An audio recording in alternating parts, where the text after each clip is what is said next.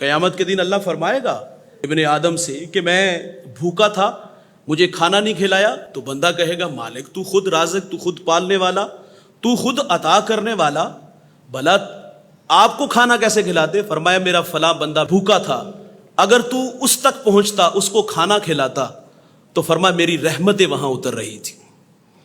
اور آج کھانا ہم اسے ہی کھلاتے ہیں جس سے ہمیں توقع ہو کہ دوبارہ پھر یہ مجھے کھانا کھلائے گا۔ اور آج جو کھانا کھلائے اور رجے نہیں کھلایا جاتا ہے، بھوکے نو کون کھلاتا ہے؟ اور اگر کوئی بھوکے کو کھانا کھلائے تو اس میں دکھلاوا بھی بڑا ہوتا ہے۔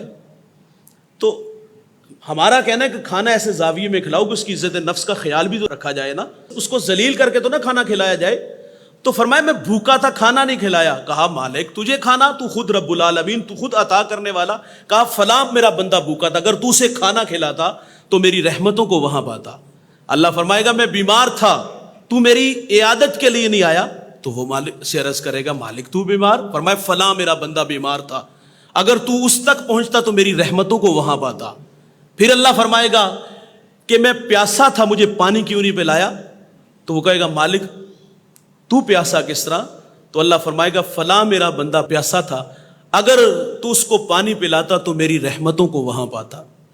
اور بھائی اللہ کا قرب پانا ہے، اللہ کی رضا حاصل کرنی ہے، تو پھر بھوکوں کو کھانا کھلایا کرو، پیاسوں کو پانی پلایا کرو، برہنہ کو لباس دیا کرو، بیماروں کی عیادت کیا کرو۔ آج تو امیر کی عیادت کرتا ہے، غریب تک تو پہنچتے نہیں۔ غم کی شدت بڑھتی ہے بھائی جب کوئی غم گسار نہیں ہوتا۔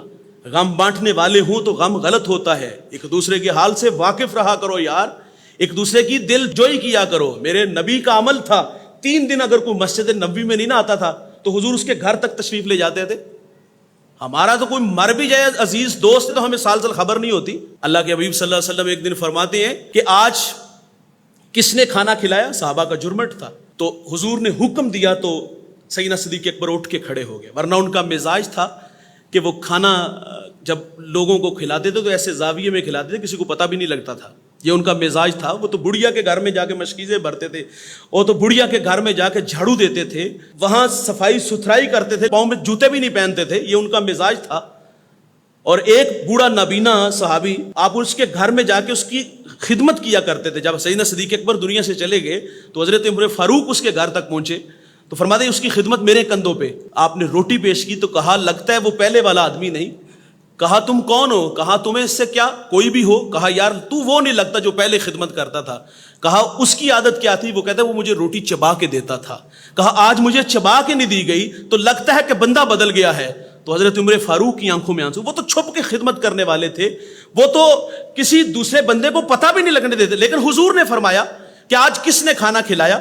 تو حضور کا حکم جانتے ہوئے سیدنا صدیق اکبر رضی اللہ تعالیٰ عنہ نے عرض کی حضور یہ سعادت اللہ نے مجھے عطا فرمائی ہے کہ میں نے بھوکے کو کھانا کھلایا۔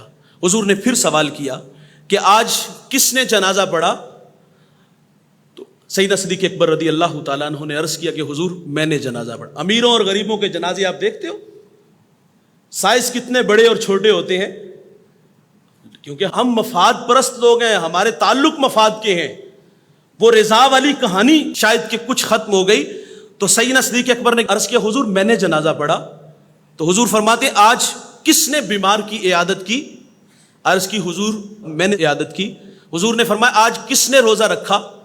تو اس پر بھی سیدنا صدیق اکبر رضی اللہ تعالیٰ عنہ نے عرض کیا کہ حضور میں نے روزہ رکھا۔ میرے نبی فرماتے جس شخص میں یہ 4 خوبیاں ہوں، وہ دکھیوں کے کام آئے، وہ کسی کے زخموں پہ مرہم پٹی رکھے، وہ اللہ کے لیے صبح سے شام تک بھوک اور پیاس کاٹے، فرمایا جس میں یہ 4 خوبیاں ہیں وہ جنتی ہے۔ جنتی لوگوں کی عادتیں اپنائیں بھائی، کھانا کھلانے والا مزاج رکھو۔ صحابی رسول نے حضور سے عرض کیا حضور دل کی سختی کا علاج ارشاد فرمائے، دل سخت ہو جائیں تو اس دل کو نرم کیسے کرے؟ تو میرے نبی فرماتے مسکینوں کو کھانا کھلایا کرو اور یتیموں کے سروں پہ ہاتھ رکھا کرو۔ فرمایا جو یتیموں کے سروں پہ ہاتھ رکھتے ہیں اور مسکینوں کو کھانا کھلاتے ہیں، فرمایا اللہ ان کا دل نرم فرما دیتا ہے۔